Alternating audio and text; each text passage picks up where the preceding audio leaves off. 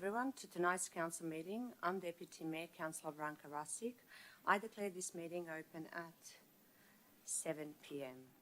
I would like to welcome the members of the public who have joined us in the chamber tonight. The purpose of a council meeting is to conduct the businesses of council in ordinary and constructive manner. Members of the public are not able to address council in chamber. In the unlikely event of an emergency, please follow the direction of council officers and the emergency procedures on the wall near the door. I would like to note that I have given approval for Channel 31 to live stream this meeting. A recording of the meeting will be published on Council's website. Please everyone stand up for acknowledgement of country.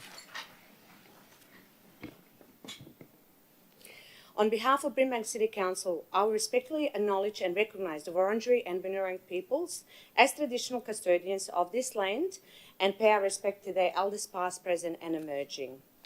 I ask councillors to remain standing for the council commitment. Others may be seated.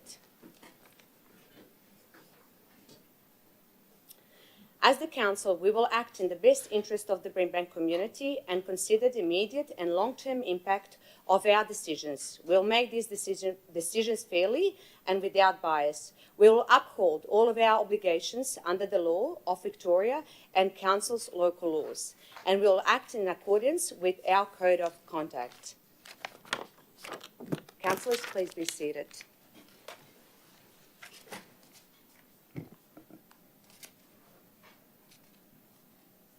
I'm going to go to item 3, which is an apologies.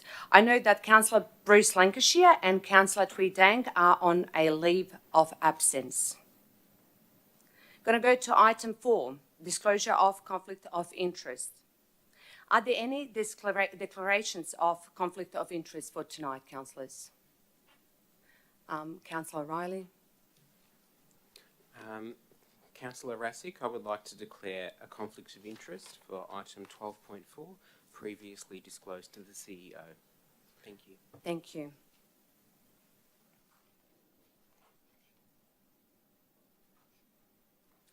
I'm going to go to item 5, designation of items as confidential. The council declaration confidential in accordance with section 66(2)(a) of Local Government Act 2020, which is displayed on the screen.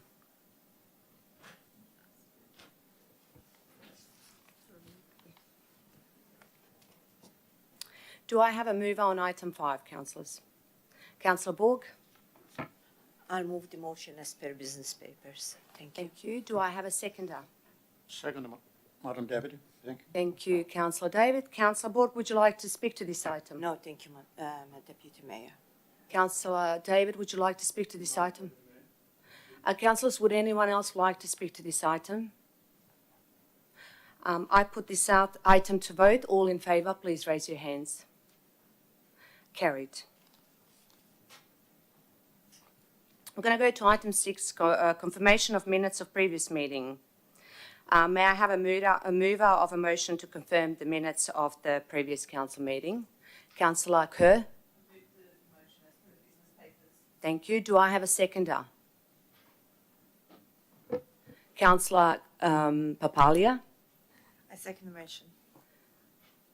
Thank you. Councillor Kerr, would you like to speak to this motion? No, thank you. Councillor Papalia? Thank you. Anyone else, councillors, would anyone like to speak to this motion? Okay, I'll put motion to vote. All in favour, please raise your hands. Carried.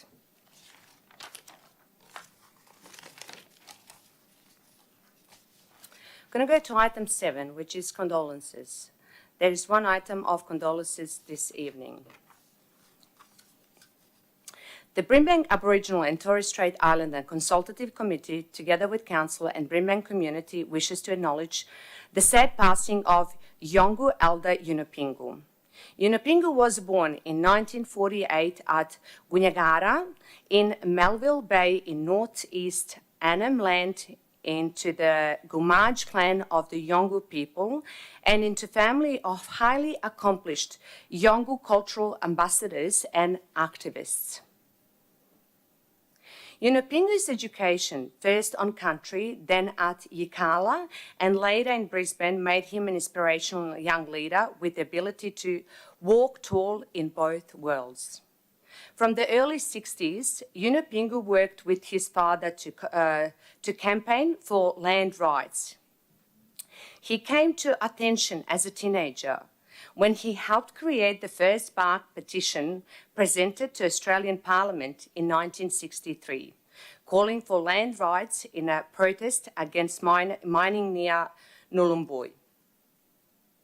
The Yirrkala Bark Petition became the first traditional Aboriginal document recognised by federal Parliament. He was named Australian of the Year in 1978 and made a member of the Order of Australia for his service to the Aboriginal community in 1985.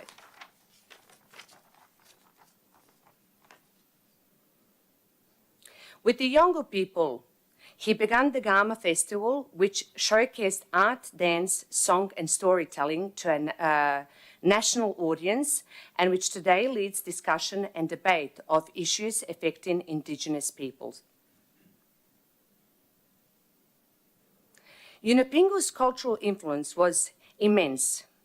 His struggle for land rights and treaty inspired his younger brother, Mandavui Yunupingu, the lead singer of Yotu Indi, to write treaty. Yunupingu has been described as a great Australian and a giant of Aboriginal land rights and justice, who supported calls for constitutional recognition for Aboriginal and Torres Strait Islander peoples. He was a committed and powerful leader who met with every Prime Minister since 1972. Yunupingu died in his homelands after a lifetime fighting for the rights of the Gumaj clan, his country, and all Aboriginal and Torres Strait Islander people. On behalf of the Brimbank Aboriginal and Torres Strait Islander Consultative Committee, Brimbank Council and the Brimbank community, we pass on our condolences to the family of the late Yunupingu and to his peoples. Do I have a mover on this motion?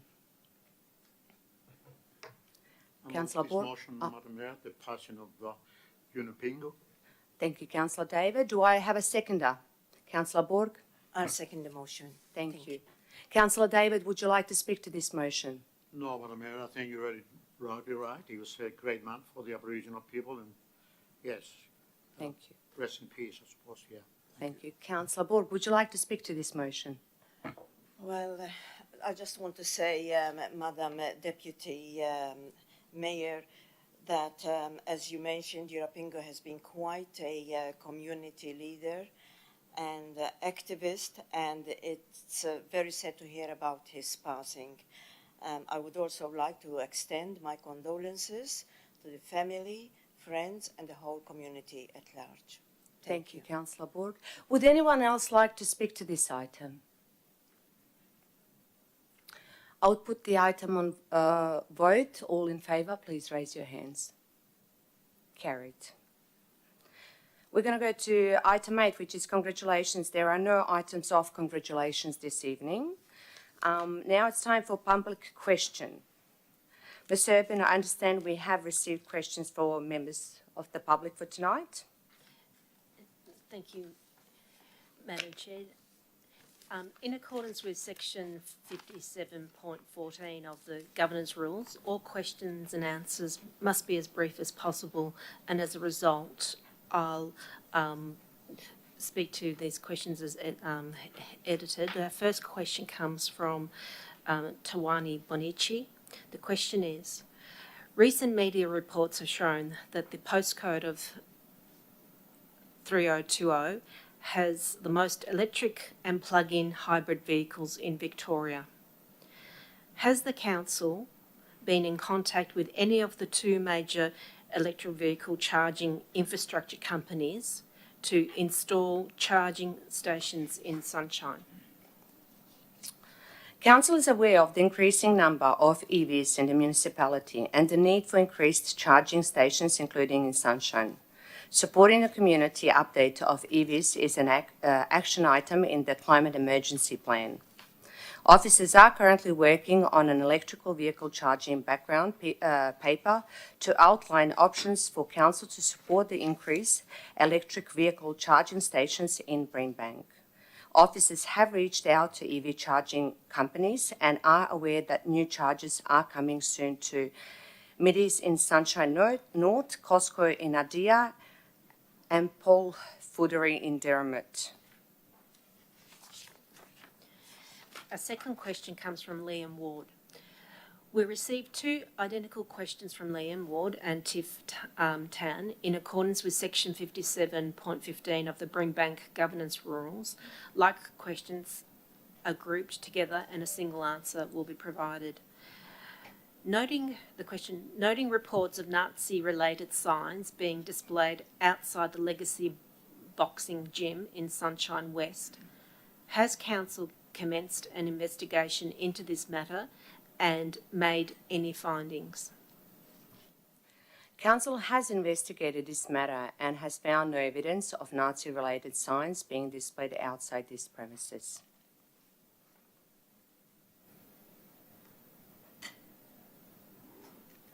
Question from Liam Ward. We received also two identical questions from Liam Ward and Tiff Tan, and once again in accordance with section 57.15 of the Brimbank governance rules. Like questions are grouped together and a single answer will be provided. The question is, will council establish an LGBTIQA plus advisory committee that will allow LGBTIQA plus residents to have a voice on how to make the city safer? Council will be promoting a number of exciting platforms to ensure the LGBTQIA+ community have a voice on council matters, including safety. This includes Crystal Queer Program, Brimbank Safety and Wellbeing Partnership, Empowering the Rainbow School Network, Brimbank Disability Network Group, Let's Talk Brimbank Session with Councillors, Brimbank Community Voice, a new initiative for community members to take part in, council engagement session to help design and deliver services that meet community needs. People of different ages, genders, cultures, identities and abilities are encouraging to join. The following link provided more information: Brimbank Community Voice, Your Say Brimbank. The draft LGBTQIA+ action plan will be considered by council in coming months, and establishing a LGBTQIA+ advisory committee will be considered during the consultation period. What's council going to do about keeping women safe in public toilets?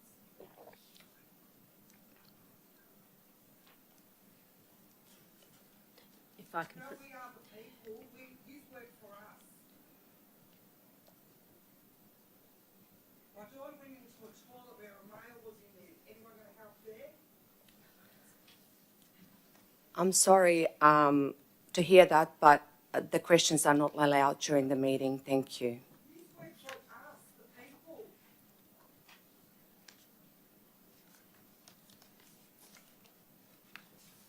If you have any questions to council, I would encourage you to write a letter, to send an email, and that will be looked into. But during the meeting, the questions are not allowed. Under new governance laws, I'm going by the Constitution.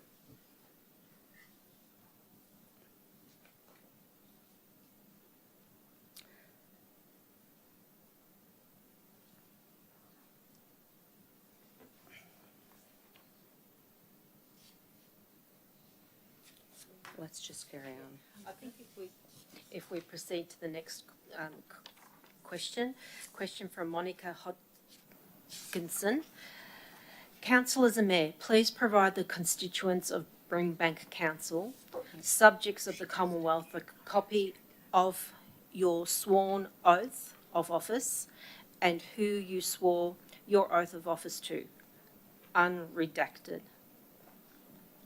Councillors take an oath of affirmation of office at the start of their term in accordance with the manner prescribed by the Local Government Act 2020 and the Local Government Governance and Integrity Regulations 2020. You can review the meeting where councillors took an oath or affirmation through council website and YouTube channel. This council took the oath on the 10th of November 2020, with the exception of Councillor Riley, who took the oath on the 30th January 2023.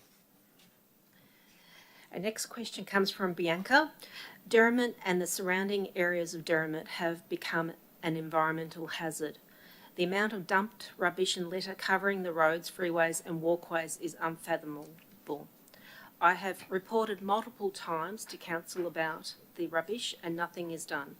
Can council hire staff to clean the rubbish on the side of the roads, parks, waterways, footpaths to protect our environment, as waiting for people to report litter then to act on it is not sustainable for the long term, as the rubbish just keeps building up?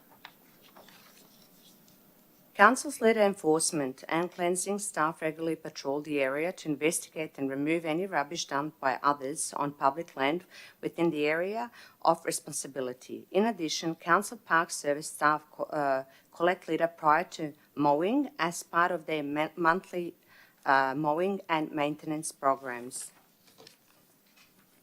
Please note, the Melbourne Water are responsible for maintaining a number of waterways throughout the municipality and the State Government Department of Transport and Planning, formerly WIC Roads, are responsible for maintaining freeways. Council officers have raised these concerns with the relevant government agencies responsible for these areas for their action. We have another question from Bianca. All the freeways in the Brimbank area and western suburbs in general are covered in rubbish. When tourists land in Melbourne Airport, all they see on the freeways on their way to the hotel is rubbish. There is currently no one cleaning this up, and the damage to local wildlife habitats is heartbreaking. Brimbank should be working towards a more environmentally clean area for our future generations. Can Brimbank employ staff to keep our freeways free of rubbish? Areas along the Western Ring Road and Tullamarine Freeway are the responsibility of State Government Department of Transport and Planning, formerly Victoria Roads, and maintained by their contractors. Council has no jurisdiction to undertake any work without these areas. Council officers have also raised these concerns with Department of Transport and Planning for their action. The next question comes from Graham Law. Can Brimbank Council please advise if they have the details of the new Local Government Act single-member ward boundaries for Brimbank for the 2024 council elections? And if not, will they please contact the Minister for Local Government as soon as possible to confirm what the new boundaries will be for transparency, to ensure that potential election candidates are given adequate time to prepare for the local elections next year?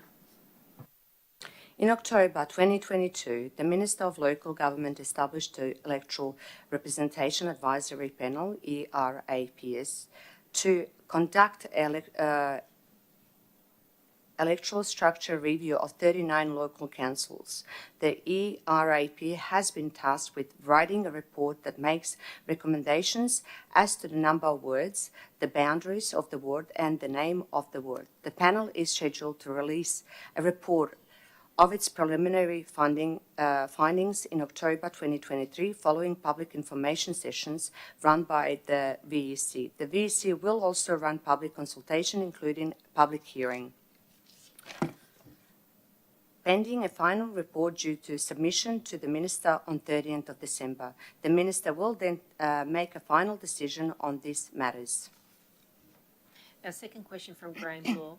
Given Brimbank Council's extensive and welcomed advocacy regarding the third runway and gambling reform, can Council please confirm what are the positions of both local and state and federal MPs regarding these key issues?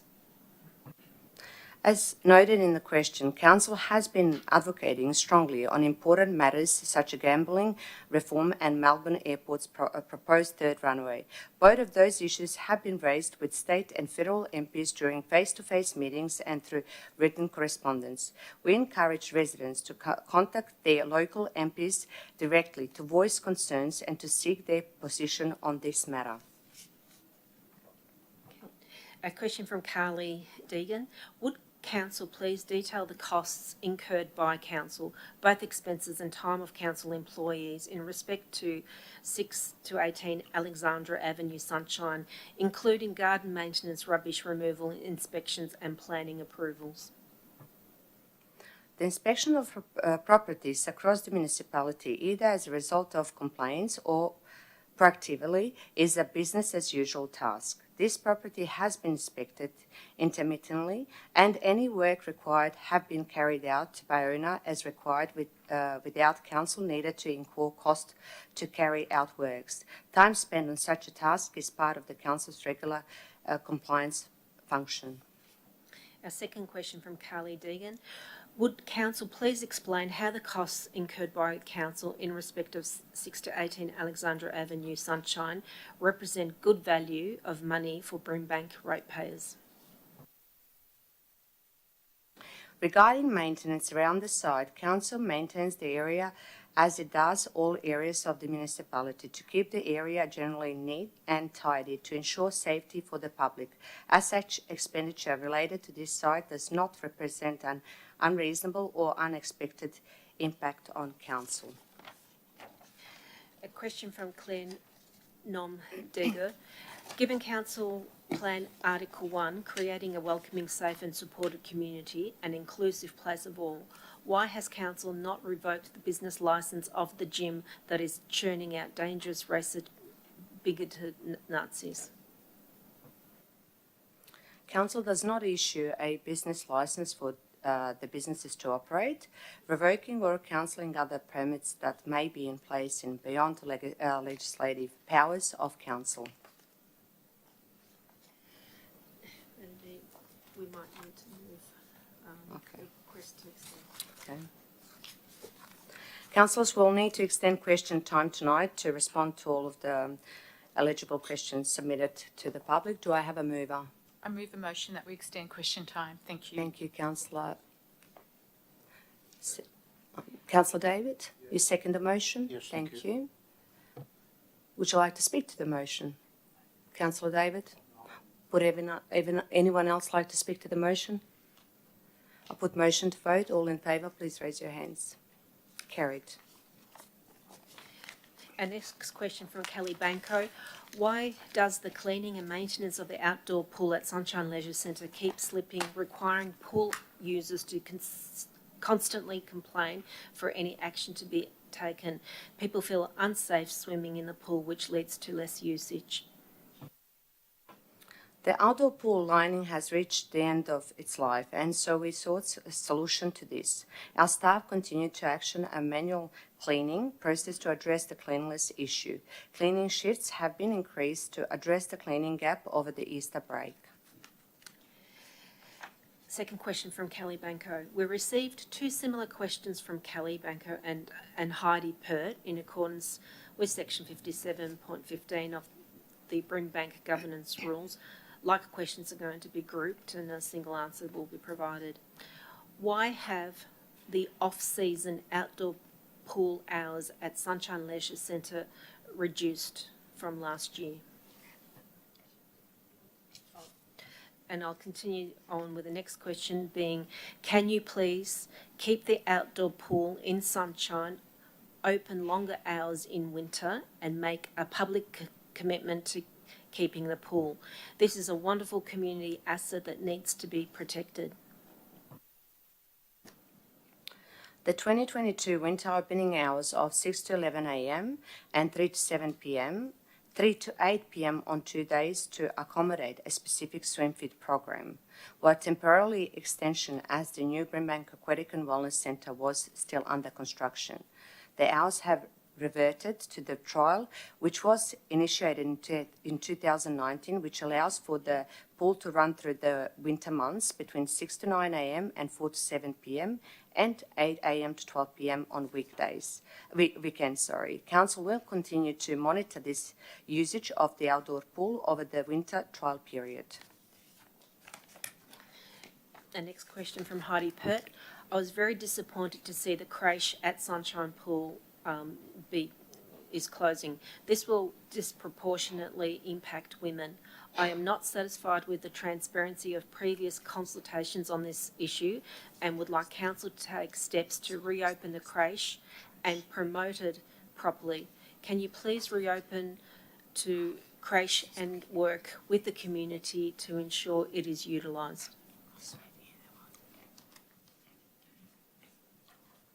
Council is providing best value to our community, reviewing and modified services, delivery and programs in all of our facilities based on community feedback, demand, funding changes and also wider community changes. The demand for on-site creche facilities has declined over many years in not just our centre but many leisure centres in Melbourne.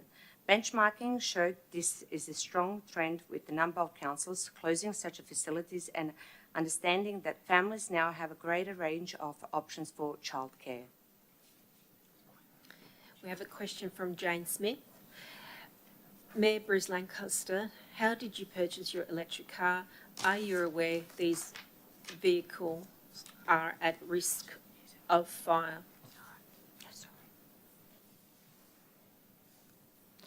The purchase of the council vehicles are carried out in accordance with state government established procurement policies and guidelines. All safety risks, including fire risk, are an integral consideration as a part of the procurement process. In addition, council regularly maintains its fleet, including its electrical vehicles, to the required safety standards.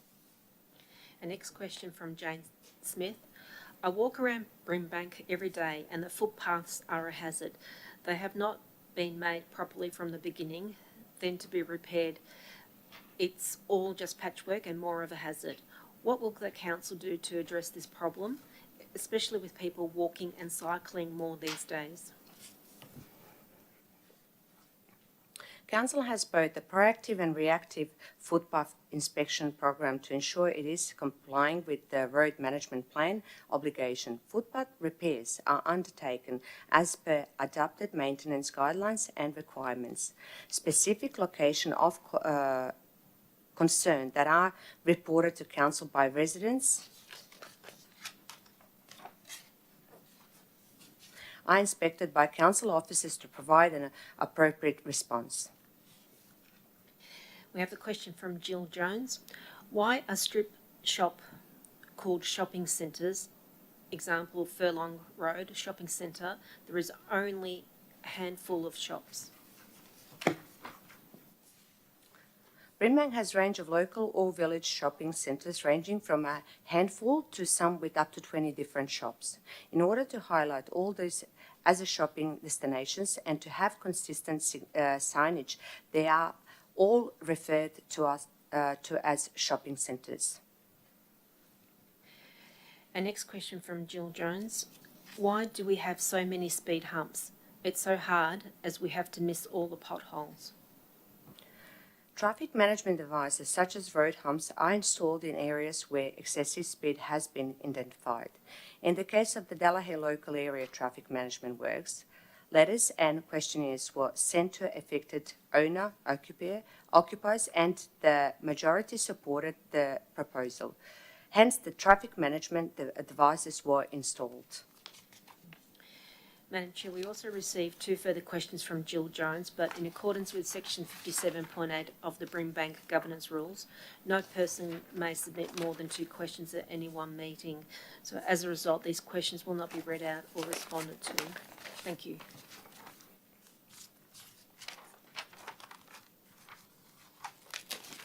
I'm going to go to item 10, petitions. There are no petitions. Item 11, minutes report of delegated committees. There are no minutes of delegated committees. Now we're going to go to item 12, which are officers' report. There are 10 officers' report for consideration by council tonight. We have another report that we have designated as confidential item. If you have alternate or amended motion this evening, you must draft these motions and provide the governance team via email so that they may be shared on screen and form part of the meeting. Otherwise, we may have to defer the meeting until the motion has been written, allowing the meeting to proceed uninterrupted.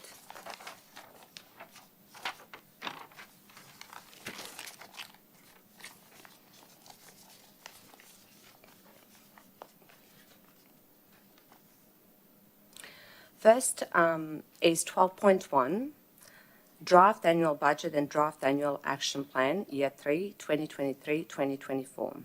Together with my fellow Brimbank councillors, I'm pleased to introduce Brimbank's Draft Annual Budget and Draft Annual Action Plan for 2023-2024.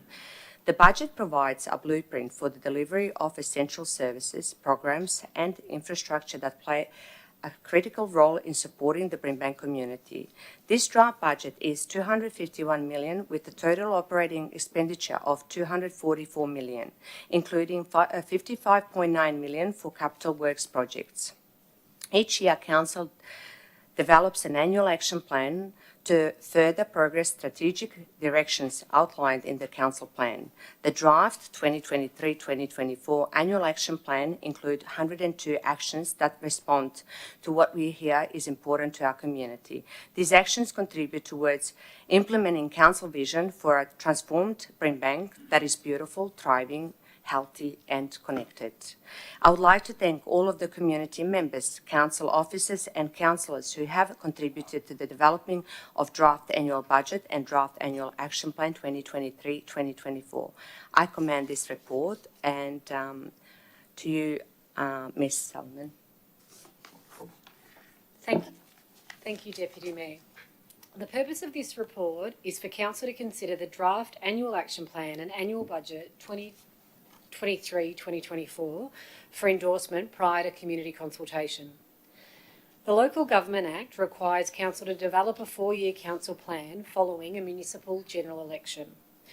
To ensure the progress and implementation of the strategic directions outlined in the council plan, an annual action plan is developed and monitored. Additionally, the Local Government Act states that a council must prepare and adopt a budget by 30 June each year. The draft annual action plan and annual budget have been developed to reflect information provided by the community through engagement processes in 2022.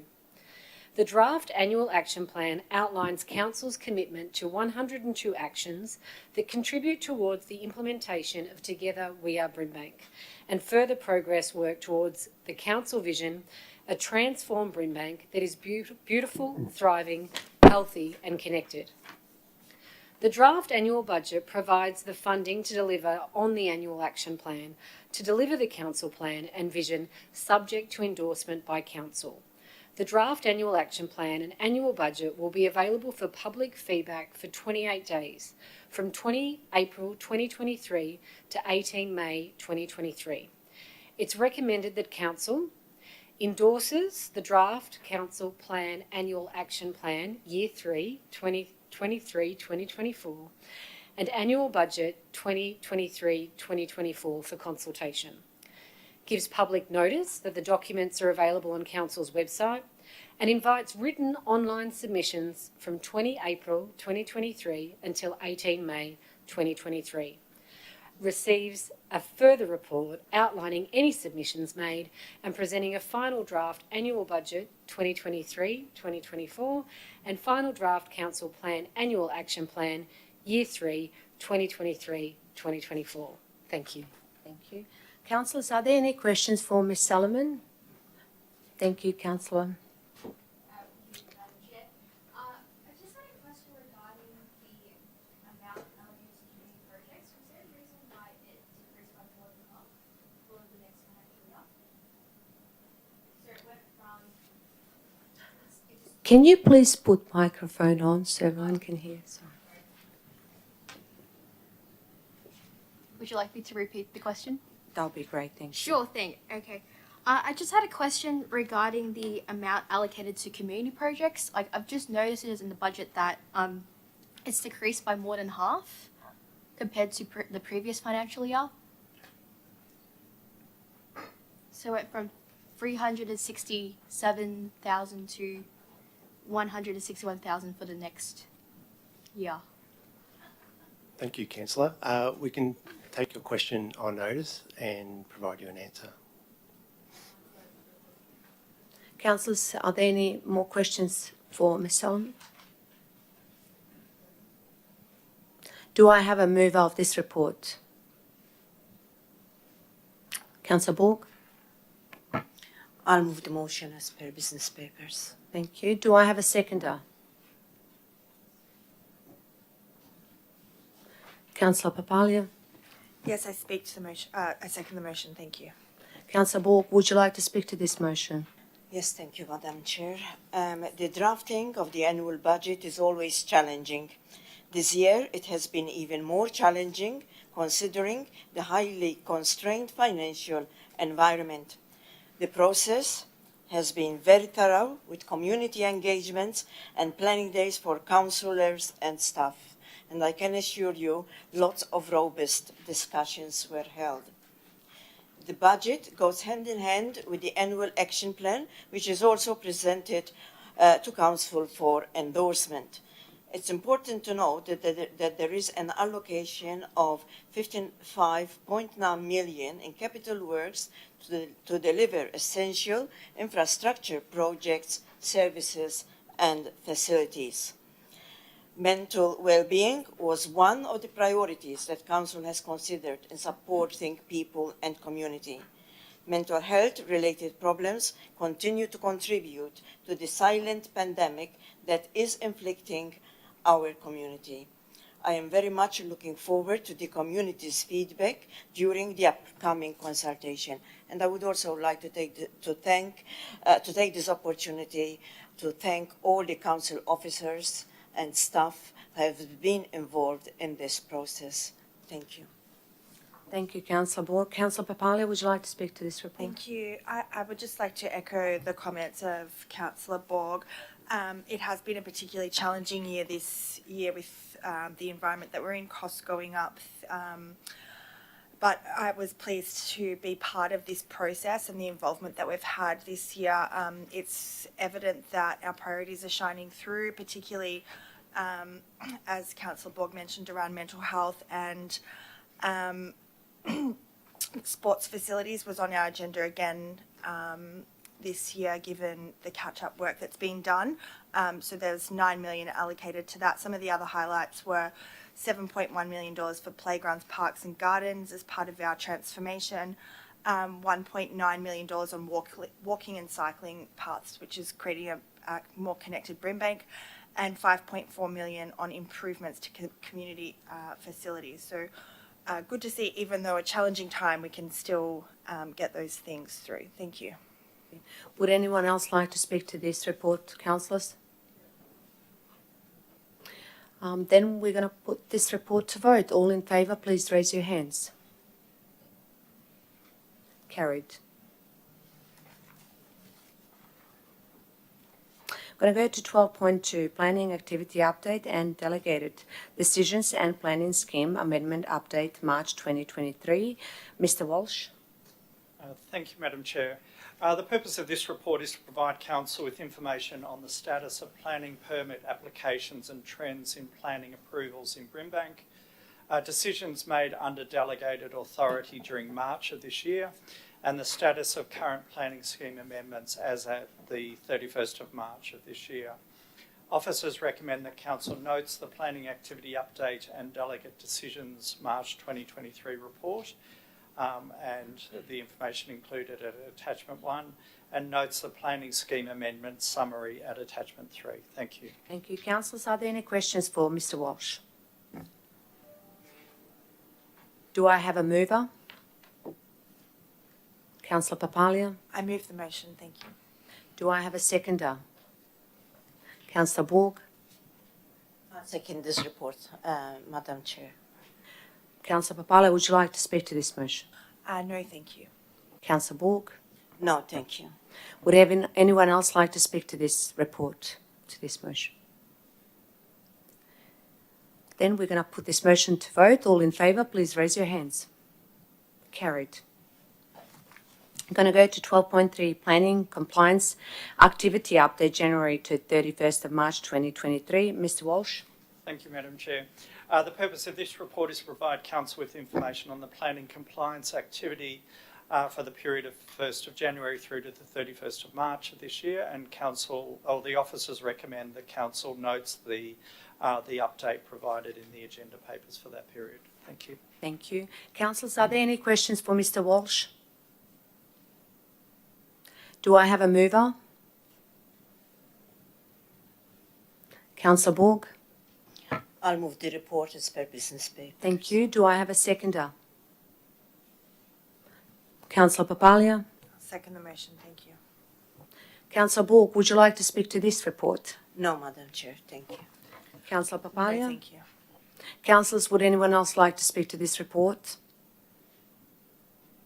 I'll put this report to vote. All in favour, please raise your hands. Carried. I'm going to go to 12.4, Draft Housing Strategy, Draft Neighbourhood Character Study and Draft Residential Development Framework Background Report. Mr Walsh, thank you. Thank you, Madam Chair. The purpose of this report is for Council to consider the draft Brimbank Housing and Neighbourhood Character Background Report, which is at Attachment 1, and the appendices which are included in the papers at Attachment 2. Officers recommend that Council notes the draft Brimbank Housing and Neighbourhood Character Background Report and appendices as attached, makes the draft documents available for the community on Council's website, and notes the draft documents may be further updated as the result of further work. Thank you, Madam Chair. Thank you. Councillors, are there any questions for Mr Walsh? Do I have a mover? Councillor Papalia. I'll move the motion, thank you. Do I have a seconder? Councillor Borg. I'll second this report, thank you. Councillor Papalia, would you like to speak to this report? Yes, firstly, I would just like to thank the team that worked on this piece, this very important piece. I think it's really reflecting that we are, I guess, going with the times. Currently, 80% of Brimbank's housing supply is separate houses and does not match everyone's housing needs. So it was really good to see that the new housing strategy will encourage diverse housing, including more apartments, townhouse and multi-generational housing. All councillors, I guess, were all involved in this process, and I commend this report to Council. Thank you. Thank you, Councillor Papalia. Councillor Borg, would you like to speak to this report? Thank you, Madam Chair. The preparation of a new Brimbank housing strategy, neighbourhood character strategy, and residential development framework, known as the project, has been going on for a number of years. The background report is highly informative and reflects a lot of diligent work in the development of the second draft reports that are presented to Council for endorsement. As noted in the analysis, Brimbank's population is growing and changing. By 2041, at least 14,000 additional dwellings will be required to meet the needs of the projected population. The background report identifies both the opportunities and the constraints to housing growth and the Brimbank projected growth. Synonymous with housing is the neighbourhood character. This is imperative to take into consideration. Important to note also that the neighbourhood character varies from one residential suburb to another. Indeed, 6 emerging characteristic types have been identified in the analysis. I would like to acknowledge the intensive and diligent work by Kelvin and his staff in the preparation for the reports presented to Council. Thank you. Thank you, Councillor Borg. Would anyone else like to speak to this motion? If not, I'll put this motion to vote. All in favour, please raise your hands. Carried. We're going to go to 12.5, Brimbank Green Wedge Management Plan 2010. It just means the council is prepared to move the report as per the report. If the meeting wasn't. You have to say as per report when you made the previous, Okay. I, just need to be heard. for 12.4, Four? I moved the As motion as per the report. Thank you. Thank you. Is that okay? Thank you. We're going to go to 12.5, Brimbank Green Wedge Management Plan 2010 Implementation Status Report. Sorry, Madam Mayor, I would like to move an alternate motion, report, Okay. recommendation, sorry, to the report. So everything attached A, B and C, just to add D, E and F. I'm not going to read it up, but as per shared screen. Anyone see it there? Do I have a seconder to this amendment? Councillor Kerr? Yeah, I'll second the amendment as per the shared screen. Councillor Tarkus, would you like to speak to your amended motion? Thank you, Madam Deputy Mayor. Madam Mayor, whilst it was being presented tonight that it is a status report on the Brimbank Green Wedge Management Plan, which started in 2010, a 20-year strategy for Brimbank portion of Sunbury Green Wedge. The 96, sorry, was someone, did I do something wrong? Okay. So the 96 actions of this action plan is to direct the objective use of the sustainable use and the development of the land in the Green Wedge. Sorry. The Keilor, I'm here to particularly focus on the Keilor Market Gardens land, and I praise all the actions that have been, done so far, and I think that a lot of them are for the control of invasive and noxious weeds, pest control, and also there's a master plan for Sydenham Park that's being developed. But the Keilor Market Gardens land in particular, the agricultural land in the Brimbank part of the Sunbury Green Wedge, has created many challenges and many ongoing issues for landowners that are grappling for viable economic development. And it's quite clear from our discussions with them that they require more support. Hence why we've put this alternative motion. The constraints put on these landowners, particularly by the Melbourne Airport through the PFAS contamination of the water source, waterway health, as we know, is vital if you're going to grow anything. These landowners and farmers have tried, but you can imagine how they feel where they're dealing with waterways that have had the health destroyed through PFAS. In this part of the Maribyrnong, it's all but been ignored by Melbourne Water and the EPA. If the state government is serious about continuing agricultural usage of this particular land, then we do need more financial support and funding. But also that other innovative and viable options are provided if agricultural farming is no longer viable. So there are residents that have tried in the face of complex conditions to continue farming. In particular, as one of the actions marked as ongoing is for applying for funding opportunities to support local and peri-urban food production. There does not seem to be enough investment from the Commonwealth to develop these areas into actual food bowls, nor to set up small-scale local growing, which is what the Keilor markets were traditionally known as and what they should be doing. I called to the state government and the Commonwealth government to come down and see for themselves that the fields lying empty and now dust bowls where the once thriving farming and growing community occurred.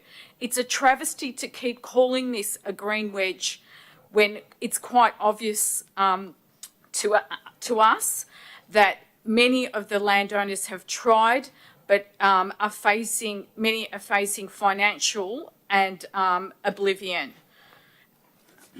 So the purpose of this alternate motion is that this council continue engaging with the community, but they write to the state and Commonwealth government and to the EPA. You've got 1 minute.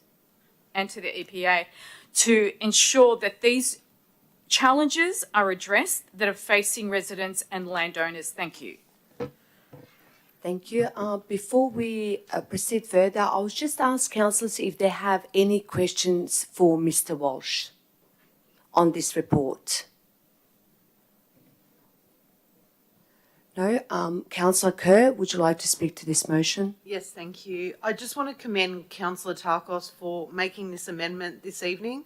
There's been a lot of community feedback, and this amendment's been raised by Councillor Tarkos as a direct result to this feedback.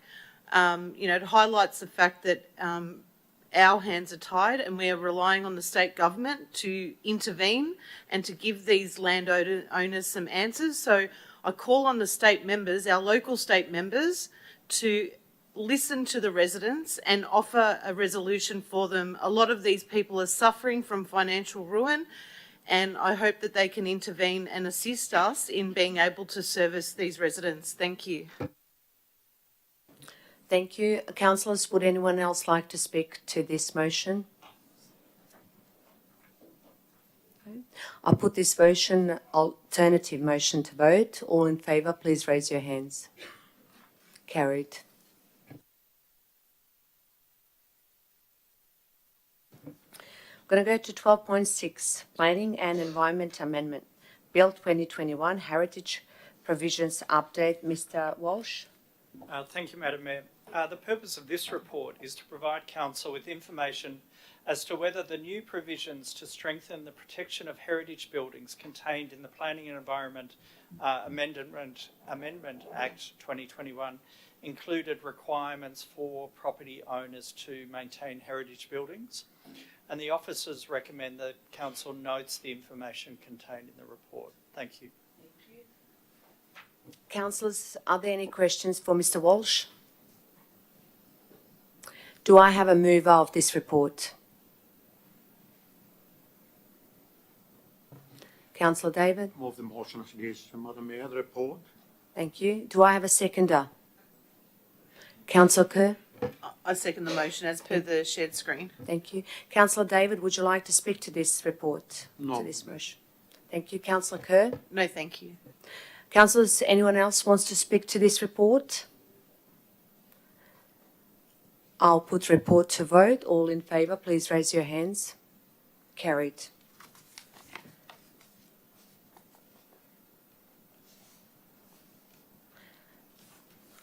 (12.7) Approval of borrowings. Mr. Bray. Thank you, Madam Deputy Mayor.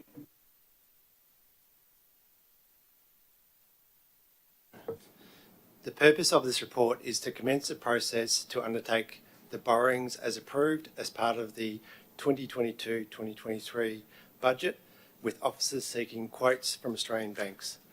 The recommendation in this report is for the Chief Executive Officer and Mayor to sign the necessary documentation to take up the loan. Thank you. Thank you. Councillors, are there any questions for Mr. Bray? Do I have a motion? Do I have a mover of this motion? Councillor Papalia. I move the motion as per business papers. Thank you. Do I have a seconder? Councillor Borg.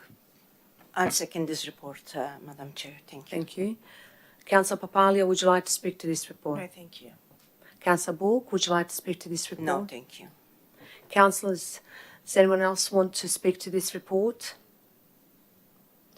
Well, we're going to put this report to vote. All in favour, please raise your hands. Carried. 12.8 Government's Report, April 2023. Ms. Solomon. Thank you, Deputy Mayor. The Governance Report is a standing report within the council meeting agenda. It's predominantly a summary of key operational and governance activity written in compliance with the Local Government Act 1989 and 2020.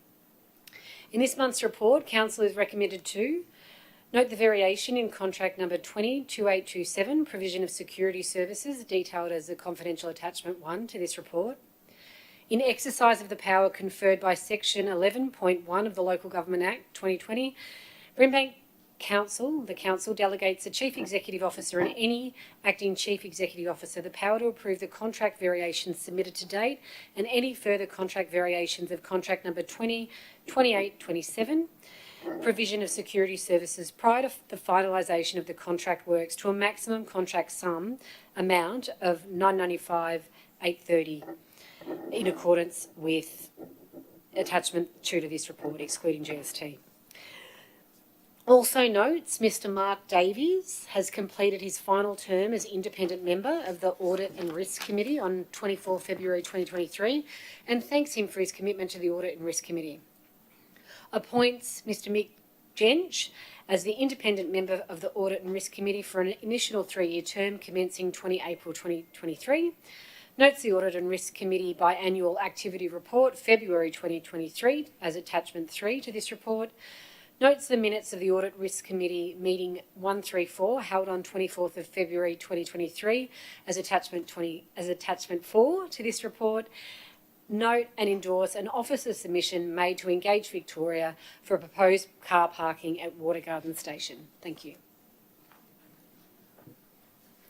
Thank you, Ms. Salmon. Are there any questions for Ms. Salmon, councillors? Do I have a mover of this report? Councillor Borg. I'll move the report as per business papers. Thank you. Thank you. Do I have a seconder of this report? Sure, I'll second the report as per business papers. Thank you, Councillor Papalian. Councillor Borg, would you like to speak to this report? Not really, Madam Chair. This is a standard report, as Ms. Solomon stated, and there's a very basic report. Thank you. Councillor Papalia? No, thank you. Councillors, would anyone else like to speak to this report? We'll put the report to vote. All in favour, please raise your hands. Carried. Going to go to 12.9, Memorandum of Understanding with Victoria University. Ms. Solomon, thank you. Thank you, Deputy Mayor. Council has endorsed a new Memorandum of Understanding, MOU, to be signed with Victoria University. The MOU outlines the intent to work together transparently and cooperatively for the benefit of the wider Brimbank community and Melbourne's Western region. The new MOU is scheduled to be signed on 11 May 2023 and will take effect until 11 May 2026. In this report, Council is recommended to endorse a new Memorandum of Understanding, MOU, with Victoria University, as shown as attachment 1 to this report, and notes that a signing event to execute the MOU, subject to its approval, has been scheduled for 11 May 2023, from which the MOU will take effect for a period of 3 years. Thank you. Thank you, Ms. Solomon. Councillors, are there any questions for Ms. Solomon? Do I have a mover of this report? Councillor Riley? I'd like to move the report as per the shared screen. Thank you. Do I have a seconder? Councillor Borg? I'll second this report. Thank you. Councillor Riley, would you like to speak to this report? Yes, I would. Thank you, Councillor Rassick. I wanted to commend Council for working on the Memorandum of Understanding with Victoria University in working together to build the knowledge, skills and workforce capability for residents, businesses and services to prosper in Brimbank. Collaborating with a local education institution to close the education participation and achievement gap, particularly for young people and vulnerable community members, is something empowering and noteworthy from this report in creating critical pathways to employment for the people of Brimbank and Melbourne's West. Thank you. Thank you. Councillor Borg, would you like to speak to this report? Thank you, Madam Chair. Well, it's great to see this second Memorandum of Understanding coming before us for endorsement. Council has benefited a lot from the previous Memorandum of Understanding. It's great to have a tertiary institution in our municipality, and it's very critical that we continue to capitalize on that. Under the refreshed MOU, as attached to this report, the areas of collaboration that Brimbank and VU will commit to, but not limited to, the development of the Sunshine National Employment and Innovation Cluster and Transport Precinct, addressing mental health challenges in Melbourne's West, responding to the climate emergency, learning, skills, research and economic development, and social community benefit and impact. I'm very much looking forward to the upcoming signing and to continue to working with Victoria University. Thank you. Thank you, Councillor Bork. Councillors, would anyone else like to speak to this report? I'll put this report to vote. All in favour, please raise your hands. Carried. 12.10, contract number 20/2746, supply, installation and maintenance of fencing and bollards. Contract extension, Mr. Razmovsky. Thank you, Madam Chair. The purpose of this report is for Council to consider the contract extension for a 2-year period to 30 June 2025 based on a schedule of rates. There's been no contractual issues with this contractor. Thank you. Thank you, Mr. Razmovsky. Councillors, do you have any question for Mr. No? Do I have a move of this Move the motion? officer's recommendation, Madam Deputy. Thank you, Councillor David. Do I have a second of this report? Councillor Takos? I second the report as per business papers. Thank you. Thank you. Councillor David, would you like to speak to this report? No, Madam Mayor. Councillor Takos? No, thank you. Councillors, would anyone else like to speak to this report? I'll put this report to vote. All in favour, please raise your hands. Carried.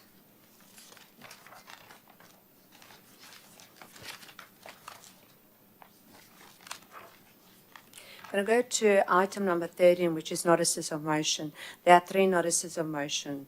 13.1, ban on gambling advertisements. Notice of motion 7/23, Councillor Takos. Thank you, Madam Mayor. I'd like to move the motion as per shared screen. Thank you. Notice of motion. Thank you. Do I have a seconder? Councillor Borg. I second this motion. Thank you.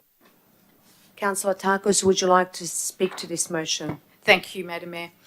Madam Mayor, I bring this notice of motion before my fellow councillors because according to the Responsible Gambling Authority, there are currently 4 times more gambling ads during sports television, exposing children to gambling ads and harm. The authority is saying that changes in 2015 to TV Code of Practice increased, not decreased, gambling ads when children are watching. The federal government authorities' response to this is to put the onus on the parents and to say to the parents, check when the gambling ads can be broadcast and ensure a responsible adult supervises the television and radio time. Surely this is not the best we can do. Sorry? Victorian children are exposed to saturation levels of gambling and harm with sports betting companies bombarding up to 900 ads a day. Children and young adults are now intrinsically associating betting with sport. This needs to end. Hence why I'm bringing this notice of motion is that I am concerned about the devastating impacts of gambling on our community, especially because these ads are basically psychologically preparing children for gambling. I'm calling on this council to advocate to the state and federal government for the introduction of a total ban on sports gambling, online and media betting, advertisements on TV and social media. This has the potential to significantly reduce gambling harm and losses in our community and across Australia. You only have to go to a sports club to overhear kids these days who will bet on who's going to be the first player that's going to kick the goal. It's just something that is now acceptable, even with teenagers talking about, what are the odds of people kicking goals. It's just become part of life. But the losses of wagering and sports betting in Victoria has reached $2.3 billion every day. On average, 374 gambling ads are broadcast on free-to-air TV. The local Brimbank data is not available, but it's likely that Brimbank residents have contributed to these increases. 3/4 of Australian children between 8 and 16 years of age who watch sport think betting on sports is normal and can name one or more sports betting companies. So in a nutshell, in conclusion, I remain very concerned about the impact of gambling and advertising in our community especially. Banning gambling advertising is critical to preventing and reducing gambling harm. The current restrictions on gambling advertising are not strong enough and have detrimental effects on our communities and particularly young people.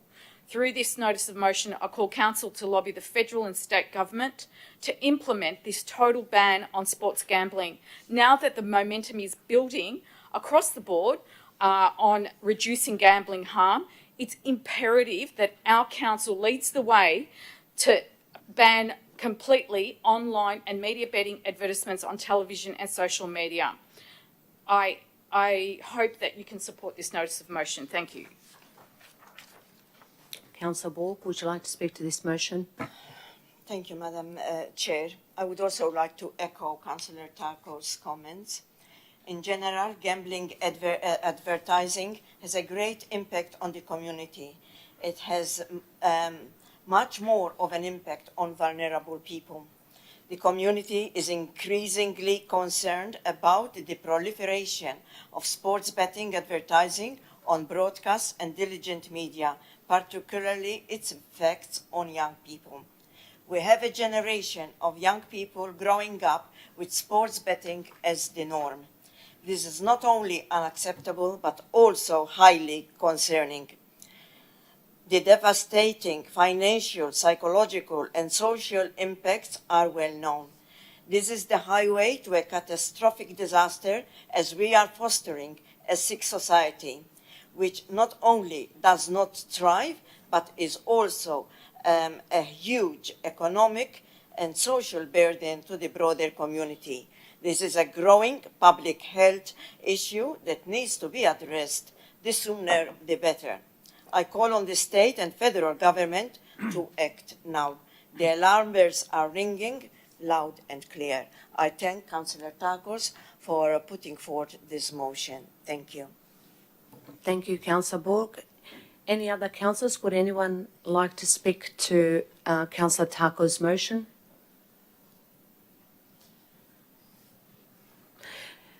All in favour of this motion, please raise your hands. It's carried. We're going to go to 13.2, state funding for swim safe programs. Notice of motion 8/23. Councillor Tarkos. Thanks, Madam Mayor. I'd like to move this notice of motion as per shared screen. Thank you. Do I have a seconder? Councillor Kerr. I second the motion as per the shared screen. Thank you. Councillor Tarkos, would you like to speak to your notice of motion? Thank you, Madam Mayor. Brimbank is the second most disadvantaged LGA in Melbourne Metropolitan and the third most in Victoria. Brimbank is one of the most culturally diverse areas in Australia, with over 47% of residents born overseas, compared with 33.8% in the Greater Melbourne, and has over 160 languages spoken by residents. According to Life Saving Victoria, 35% of drowning deaths are people from called communities. The global COVID-19 pandemic impacted Brimbank significantly and led to temporary closure of leisure centres, which impacted on swimming lessons for approximately 2 years. And in that time, Madam Mayor, I have read articles where a lot of people discontinued swimming, and now with the ongoing financial pressures that families are feeling, with cost of living, swimming lessons are becoming something that they may not continue. So providing swimming lessons to Brimbank residents via Council's Brimbank Aquatic Centres and Sunshine Leisure Centre is critical to ensure residents can learn the skills to keep them safe around water. Council delivers the following range of swimming and safety programs: Swim and Survive, Infant Aquatics, Disability Access Lessons, Women's Only Swimming, Squad Training, Swim Fit, Aqua Playgroup, School Swimming Lessons. Currently, there are 3,836 children participating in swimming lessons across both of our facilities. Fees for swimming programs at council facilities are reasonably priced compared to other private competitors and include free year-round swimming for the student and a supervising adult outside the swimming lesson times. The state government has supported a number of statewide swimming programs aimed at school-aged children, like Swimming in Schools, the School Swimming Outside of School Hours voucher program, Get Active vouchers, and Youth Accreditation program. And they have invested millions statewide since 2017 because water safety is a priority. But the Brimbank specific support we're asking is that current state government funded water awareness and swimming lesson programs support mainly focus on school-aged children. There is a specific need for state government funding and support for at-risk called preschool children and their families in Brimbank, which are overrepresented in recent major incidents at the Brimbank Aquatic Centre and Wellness Centre that Councillor Kerr did raise. As such, specific state government support and funding is required in Brimbank to develop and fund a water safety pilot program aimed at specific called preschool children and their families to be taught by members of specific community involved in the program. So in conclusion, while the state government provides extensive funding to support school-aged children, I'm more concerned about the lack of state government funding and to support for at-risk preschool children and their families in Brimbank, who are overrepresented in the most recent major incidents. Through this motion, I call on Council to write to the state government acknowledging their funding and support. However, we do need a pilot water safety program identified as at-risk called preschool children and families in Brimbank. Thank you. Councillor Kerr, would you like to speak to this motion? Thank you. Again, I just want to commend Councillor Tarkos for bringing this motion to Council.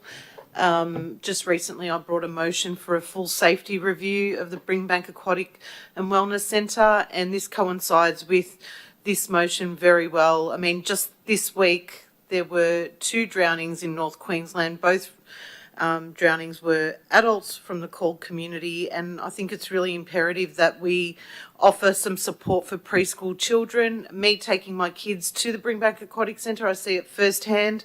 I see, you know, just the lack of knowledge in water safety by the parents and the children. So I really commend Councillor Tarkos for bringing this motion, and I hope that we can support this and call on the state government to offer some support. Thank you. Thank you. Councillors, would anyone else like to? Councillor Nguyen. Haven't seen you in a while. Hi.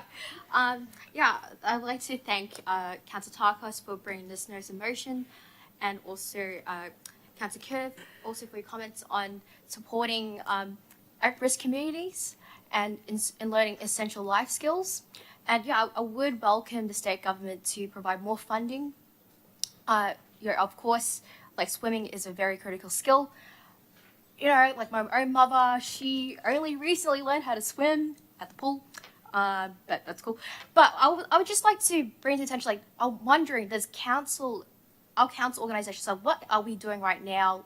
Do we have capacity to have these programs already in place? Like, of course, I do welcome more additional funding from federal or state governments. But it would be good to also like figure out, okay, so how the number of people that we will need for the program, like in terms of like staffing as well.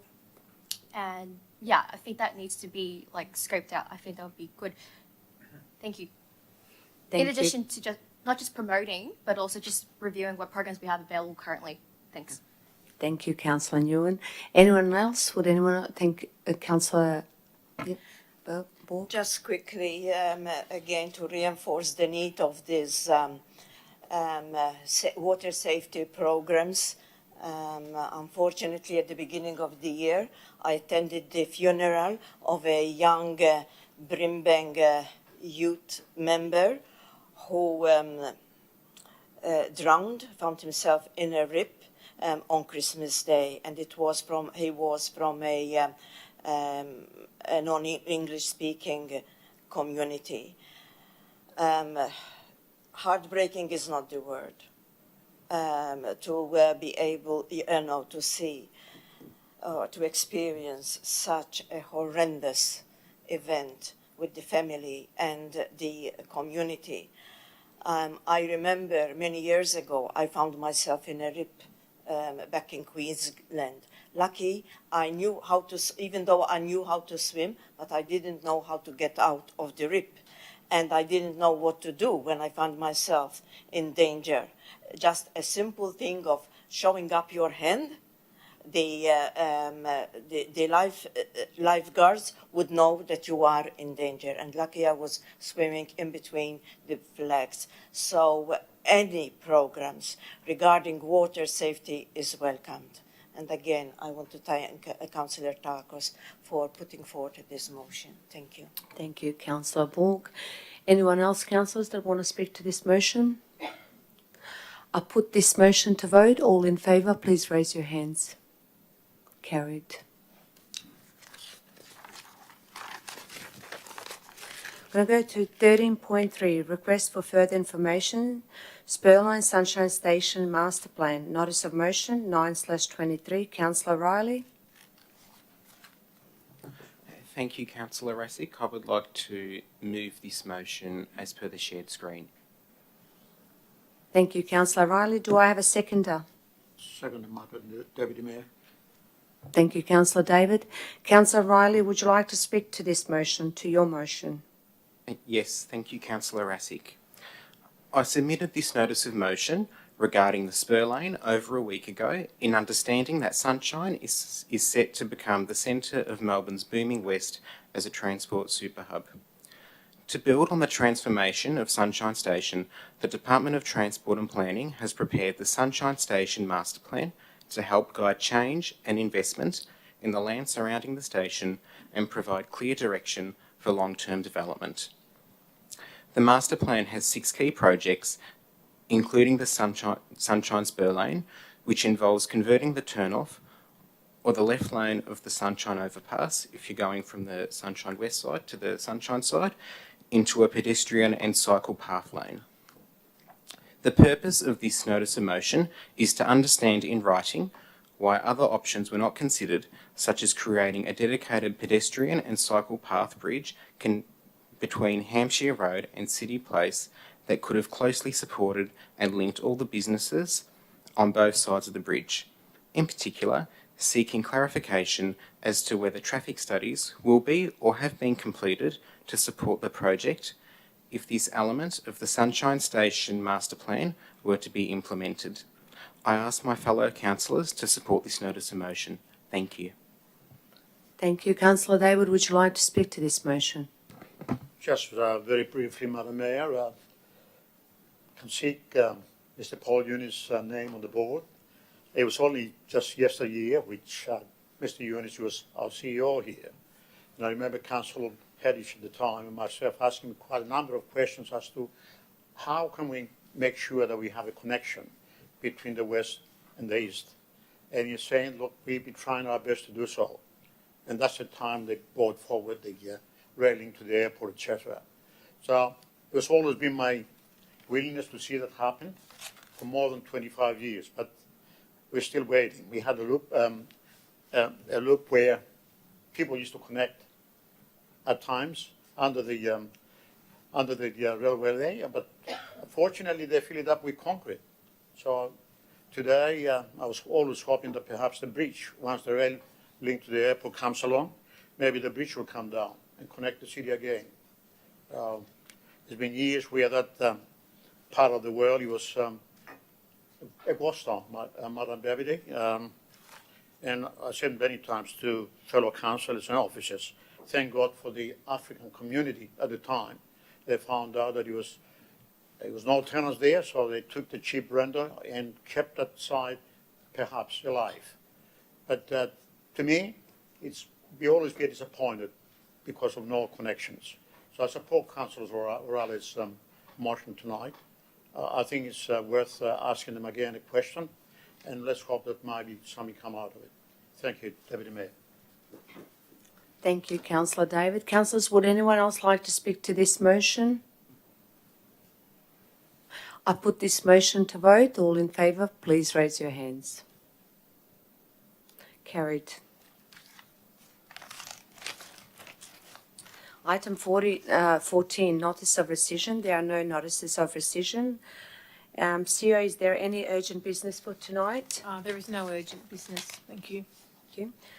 We're going to go to confidential businesses. There is one item of confidential businesses. May I have a mover of motion to close the meeting in accordance with Section 66(2)(a) of the Local Government Act 2020 to members of the public for the consideration of item 16.1, which has been designated confidential. Do I have a mover? Councillor David. I move that the business be closed to due to the confidential business, Madam Deputy. Thank you. Do I have a seconder? Yes. Second that. Thank you. Councillor David, would you like to speak to that motion? No, Madam Mayor. Thank you. Councillor, would you like to speak to that motion? No, thanks. Councillors, anyone else would like to speak to this motion? I'll put this motion to vote. All in favour, please raise your hands. It's carried. Thank you. Thank you to everyone who is currently viewing.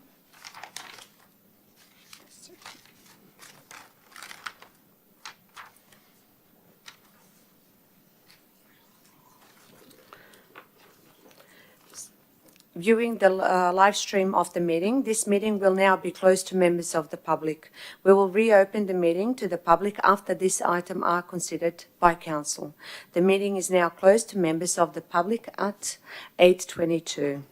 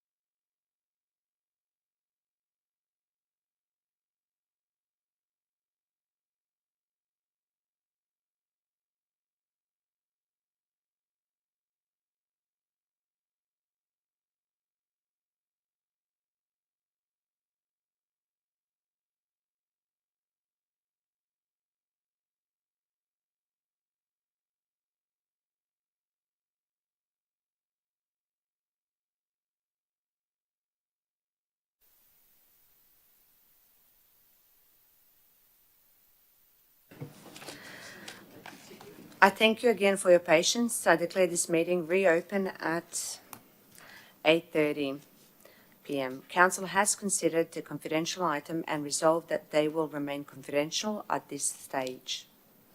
Thank you all for attending and for your interest in tonight's meeting. I declare this meeting closed at 8:31. I instruct Channel 31 to stop live streaming this meeting. Thank you.